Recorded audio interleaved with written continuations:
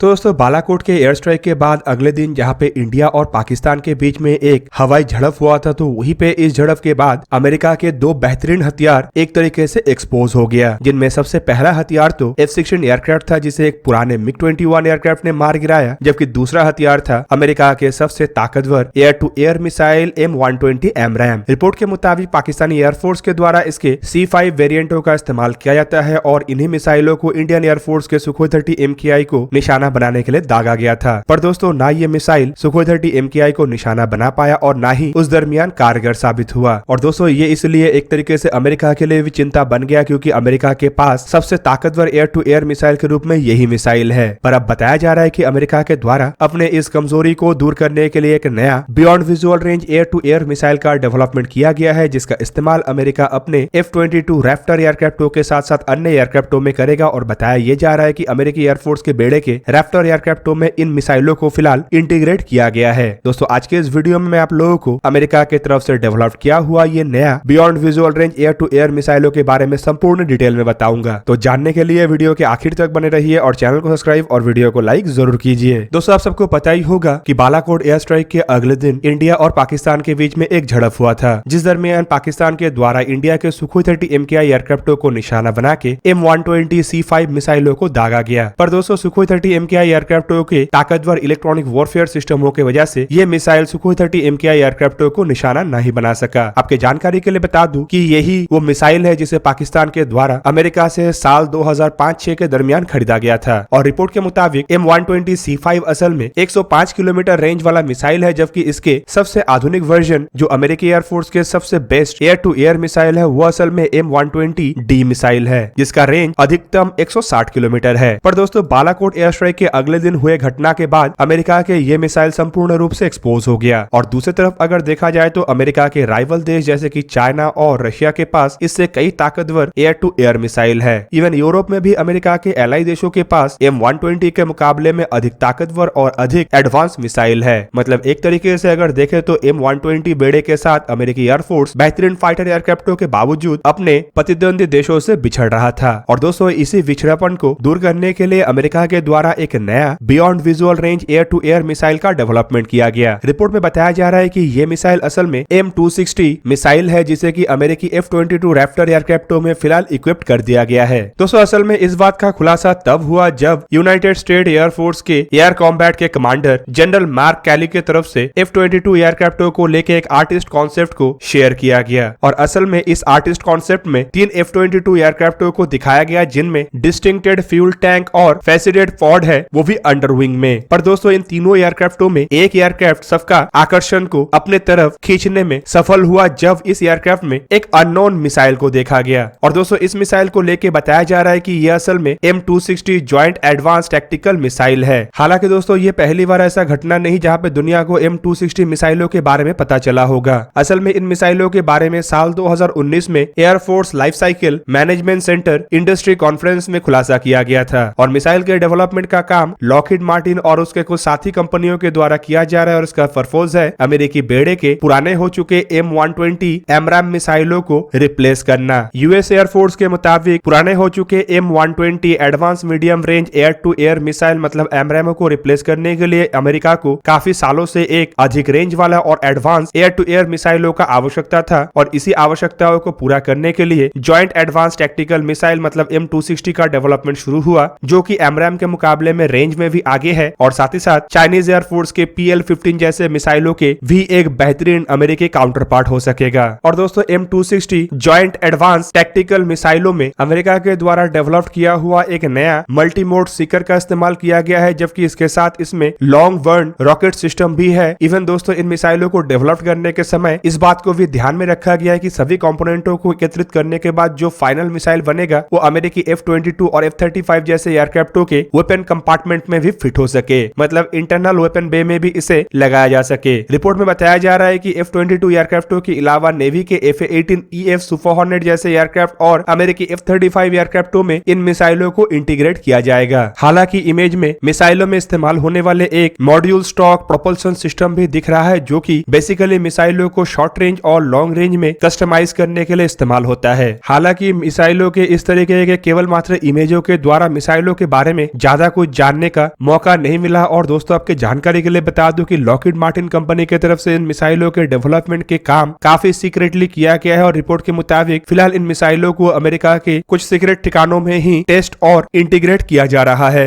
दोस्तों फिलहाल अगर M260 मिसाइलों को देखा जाए तो रिपोर्ट के मुताबिक इसका रेंज 200 किलोमीटर होने वाला है। और दोस्तों ये जो मिसाइल है ये करीब करीब माक 5 मतलब ध्वनि के रफ्तार के 5 गुना रफ्तार से ट्रैवल कर सकेगा। इवन दूसरी तरफ अगर चाइना के PL-15 मिसाइलों को देखा जाए तो ये भी लगभग इतने ही रेंज का मिसाइल है। लेकिन दोस्तों इन मिसाइलों को लेके ये भी कहा जाता है कि केवल मात्र ये missile aerial refueler transport aircraft और एवैक्स एयरक्राफ्टों के जैसे एयरक्राफ्टों के खिलाफ ही इस्तेमाल हो सकता है और लॉन्ग रेंज में इन मिसाइलों के पास हाईली मैन्यूवर एयरक्राफ्टों को टारगेट बनाने का क्षमता नहीं है। जबकि अमेरिका के M260 मिसाइलों को अमेरिका के द्वारा इस तरीके से डेवलप किया जा रहा है कि ये लॉन्ग रेंज में सुपरसोनिक रफ्तार से ट्रैवल करने वाले एयरक्राफ्टों को तक मार गिरा सके और साथ ही साथ हर तरीके के एयरक्राफ्ट चाहे वो हाई ऑल्टीट्यूड में फ्लाई करने वाले बॉम्बर हो या फिर हाईली मैन्यूवरेबल एरियल टारगेट हो उसे भी ये तबाह कर सके। हालांकि दोस्तों अमेरिकी एयरफोर्स के कमांडर के तरफ से जो आर्टिस्ट कॉन्सेप्ट को जारी किया गया है इसमें खाली M260 मिसाइलों का ही जिक्र नहीं हुआ बल्कि इसमें यह भी पता चला कि किस तरीके से अमेरिका के द्वारा अपने F-22 एयरक्राफ्टों को अपग्रेड किया जा रहा है और किस तरीके से अपग्रेडेशन प्रोसेस के तहत इनमें एक्सटेंडेड रेंज फ्यूल टैंक और फैसिटेड फोर्स को लगाया गया। हालांकि दोस्तों अमेरिका के सबसे ताकतवर एयरक्राफ्ट F-22 एयरक्राफ्ट ही है जिसे साल 2010 में प्रोडक्शन से बाहर कर दिया गया था। बेसिकली इन एयरक्राफ्टों को बड़े मात्रा में निर्माण करने के लिए ही डेवलप किया गया था लेकिन आवश्यकता न रहने के कारण साल 2010 के बाद से इन एयरक्राफ्टों का प्रोडक्शन और नहीं हुआ। रिपोर्ट के मुताबिक उसके बाद अमेरिका के द्वारा अपने बेड़े के F-22 एयरक्राफ्टों को अपग्रेड करने के लिए करीबन $12 बिलियन खर्चा किया जा रहा है जिसके तहत इसमें एक्सटेंडेड रेंज फ्यूल टैंकों को भी लगाया जा रहा है और एयरक्राफ्टों के बाहरी हिस्से में एक नया पोर्ट्स को भी लगाया गया। हालांकि दोस्तों इसके अलावा भी पहले कई तरीके के ऐसे खबर आ चुका है जिसके तहत एयरक्राफ्टों में भारी बदलाव किया जाना है पर उसके बारे में भी अब तक कोई क्लियर जानकारी नहीं मिला। रिपोर्ट के मुताबिक F-22 एयरक्राफ्टों में जो infrared search and tracking system है उसे भी अपग्रेड किया जाना है और साथ ही साथ इसके इलेक्ट्रॉनिक वॉरफेयर सिस्टम को भी मजबूत किया जाना है। जबकि जो एक्सटेंडेड रेंज फ्यूल टैंक को लेके बात किया जा रहा है रिपोर्ट के मुताबिक ये पहले के फ्यूल टैंक के मुकाबले में काफी अधिक सस्ता भी है